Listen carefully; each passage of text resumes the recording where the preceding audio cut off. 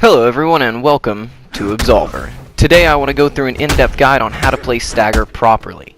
Very soon I'll be doing other videos for the other styles featuring some of the best players in their respective classes, but we're going to start with Stagger for two reasons. One, it's a style I play. I've spent the better part of 1,000 hours playing it at this point, and I know all the ins and outs thoroughly. Two, it's the style I most commonly see being used the wrong way, and it's also the style that's most commonly misunderstood in general. So first, let's go over what Stagger is. Stagger is the only class in the game designed to be 100% offensive in the way it plays. Where Windfall and Forsaken rely on defensively confirmed damage, and Cult relies on making the right absorb to throw a pressure string out of, Stagger relies 100% on generating frame advantage and quickly reversing pressure to maintain the offensive and control the flow of the fight. As a result of this, Stagger plays fundamentally different from any other style. The only thing currently even slightly comparable is Phajin's backstance, and even that isn't nearly the same due to several factors that aren't really relevant to this video, so we'll come back to them some other time. But anyway, it being fundamentally different means learning to use Stagger effectively takes a lot of patience. Pre-downfall, when we got no stamina back, it took me about 400 hours just to make it viable enough to outdamage most Forsaken players. So be aware, this is a grind. If you're a new player, you may be asking yourself, what the fuck is this guy talking about? I use Stagger and I win with it all the time. And I bet you do win all the time. But that has way more to do with the fact that you're a new player mostly fighting other new players than Stagger being super strong. Stagger's great against people who don't really know what they're doing yet, but once you hit mid-level to high-level play, things are a little more complicated. People start parrying and avoiding and absorbing your staggers and constantly punishing you for using them, and they force you to feint your staggers and lose your frame advantage. So let's go over some fundamentals. The first thing you need to know is what your advantages are. All staggers deal 30 damage, but back stagger gives 5 advantage on hit, side stagger gives 8 advantage on hit, and front stagger gives 9 advantage on hit. For those of you who don't understand frame data, basically you take the advantage on hit you get from a move and subtract that much from the startup of the next move, and that's how fast your next move will come out. So to interrupt you while you're throwing attacks, someone always has to do one of 3 things. They have to either block, use their style ability, or throw a move faster than that final frame number. The objective is always to build decks that are jab safe. In other words, faster than the fastest move in the game after frame advantage is added. So for instance, pushback kick is 19 frames. If front stagger gives 9 advantage on hit, then that's how I make it jab safe. If I front stagger you and I use pushback kick is now 10 frames.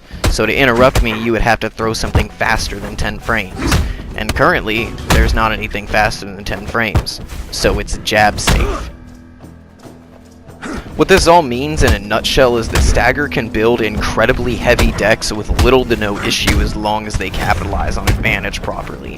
In fact, that's actually the optimal way to build Stagger, whereas fast decks that just kind of like hit you with a flurry of rushdown moves and run your stamina bar out aren't really the way to go. Now for the most important points. First of all, you need to learn to read a deck. You need to memorize your opponent's strings. Side stagger avoids thrust and vertical attacks.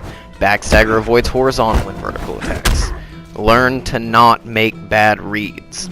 At high level, a single bad read on when to use a stagger is going to lead to you just being dead. For big important point number 2, use front stagger conservatively. I understand the urge to just spam that shit and throw front stagger out every other move, but I'm telling you that's a terrible idea. It's actually the biggest noob trap there is, and the reason that it gets you killed is making bad trades. You still take damage when using front stagger, and it only deals 30 damage. Which means trading 100 damage to tank liver knee or spinning high kick only to get parried or absorbed or avoided 2 moves later gets you killed statistically 90% of the time.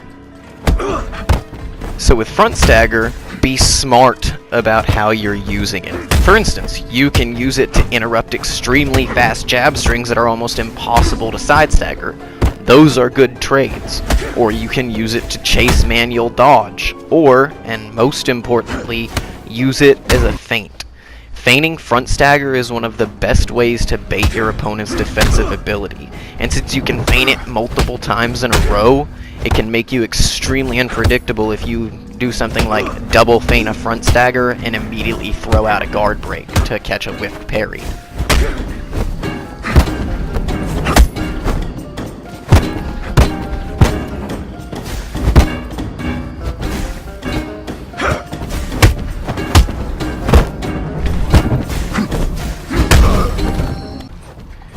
Big point number 3, learn to feint staggers.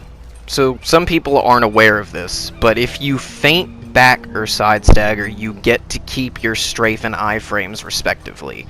And this becomes extremely important at high level because most players there can hard counter your class ability entirely by baiting it and then parrying, absorbing, or avoiding, which will lead to you eating massive damage for breakfast.